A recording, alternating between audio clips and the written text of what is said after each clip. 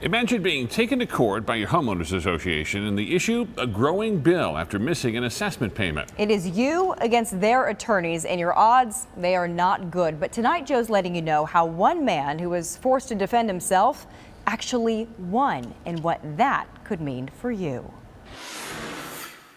It's a beaming Chad Lacradis after finding out the court ruled in his favor. Takes a lot out of you, especially when you're injured. It just, the stress of it. We've been following Chad's story for months. He says it started when he got a letter from his HOA attorneys. Oh, it threatened foreclosure and liens and attorney fees and all kinds of stuff. He says it's the only reminder he received about missing an HOA payment to the Desert Ridge Community Association. Chad says he had a serious brain injury at the time, that makeup payments were sent back. He was ignored. I've gone into the office several times. I've left messages for the community manager. The bill grew. His HOA and property management, First Service Residential, took him to court. Chad represented himself, saying his payments were rejected. Mail was sent to an old address. No matter how much effort I make, no matter whether I send it certified, bank check, take it into the office, that there's going to be a late fee and a punishment for me doing the right thing. Andy Cordy says the HOA violated their own bylaws. It states that the semi-annual payments are due May 31st and November 30th. He was sent to collections on September 30th, well before the date allowed. In her verdict, the Justice of the Peace states the court does not view favorably the practice of billing owners for late fees when checks for assessments are timely provided at the HOA, yet the account is with the collections attorney. For Chad, it's a message to all HOAs. Don't do the wrong thing. Stop exploiting people. So Chad doesn't have to pay the $1,700 nor the HOA attorney costs. He could get reimbursed for some of his costs. No word yet on any appeal.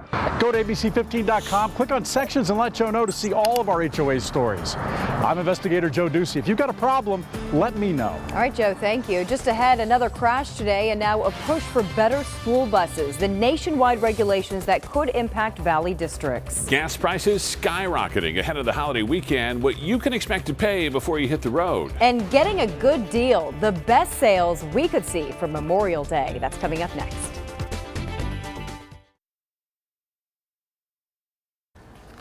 Happening right now, this is the scene in Hawaii. Lava is still, look at this, spewing up from fissures, and it may be more violent than it was yesterday. The volcanic activity has been steadily on the rise over the past few weeks, with thousands of people evacuating. And this will give you a better perspective of the volcano. An observatory in Hawaii just released this time-lapse video of the volcanic eruption. And you can see there the glow from the fissures just taken overnight Monday and Tuesday. Through the clouds right there. Unbelievable. Today, the National Transportation Safety Board demanding action to make school buses safer. They're suggesting all buses include lap and shoulder seat belts. They also want automatic braking and electronic stability control. All of this following a deadly crash just last week in New Jersey. We have a traffic alert tonight for people hitting the road this holiday weekend. If you're headed up the I-17, ADOT plans to lower the speed limits on parts of it from New River to Sunset Point. It's going to drop about 10 miles per hour to help prevent crashes with the extra holiday traffic. Troopers are also looking for anyone driving impaired or not wearing their seatbelt. Speaking of traveling, if you want to miss some of the traffic, Waze just put out its list of worst times to drive this weekend. Nationwide, that includes Friday between 3 and 5, Saturday and Monday between noon and 2, and Tuesday between 3 and 5, with people coming back from that long weekend. Of course, you may be more interested in driving to Memorial Day sales than a weekend getaway. So what can you really get a deal on? Well, according to NerdWallet, the big sales include appliances, furniture, and mattresses.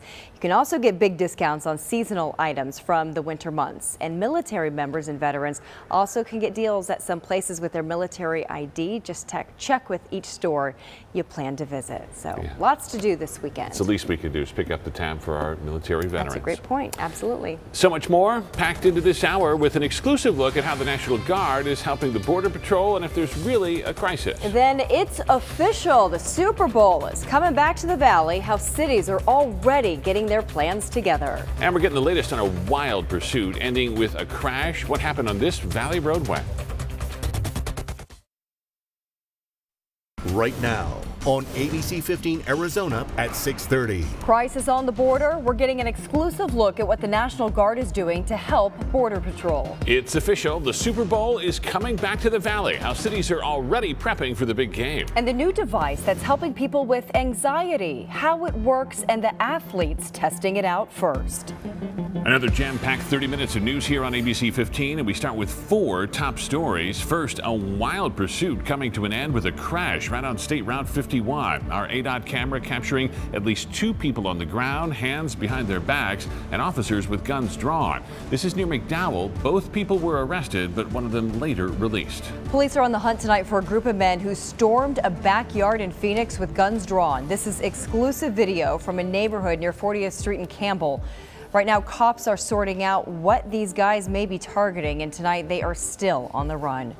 We are about to enter day 4, and still there is no sign of the trapped drill rig operator who is working near Sky Harbor.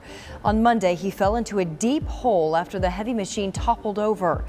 The worker's name has yet to be released. We're told the recovery operation is very complex, and it's going to take even more time before crews can recover his body. The governor already suspended them. Now Uber is officially shutting down its self-driving car program in Arizona. This comes months after a woman was hit and killed by a robotic Uber in Tempe. This will eliminate the jobs of about 300 people who served as backup drivers and did other things for the company. Is there a crisis on the border? About 400 military troops from Arizona have been deployed as backup for the Border Patrol. It comes as we're coming off a year of steep declines in the number of undocumented immigrants, criminals, and gang members being detained. All new tonight, ABC 15's Melissa Blasius is at the border asking what the troops are doing and why.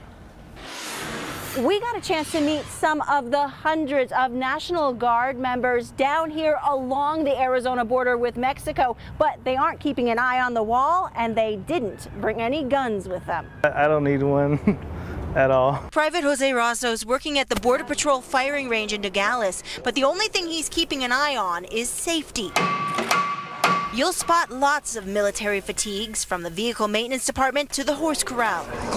This is Thomas Evett's 3rd Mexican border mission. He was also deployed in 2006 and 2010. It is a different mission this time. So, I mean, last time it was more eyes on the border, where this mission is more getting the border agents on the border. The National Guard working support jobs, not militarizing the border. So fully trained border agents can patrol for unauthorized border crossers or ferret out smugglers.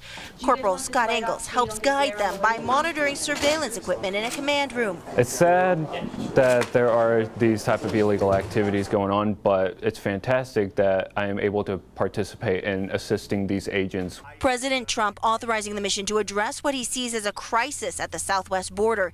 In April, Customs and Border Protection apprehended 50,000 people. Their numbers up 200% from the prior year. Recently, there's been a spike in the number of illegal crossings. It's definitely something that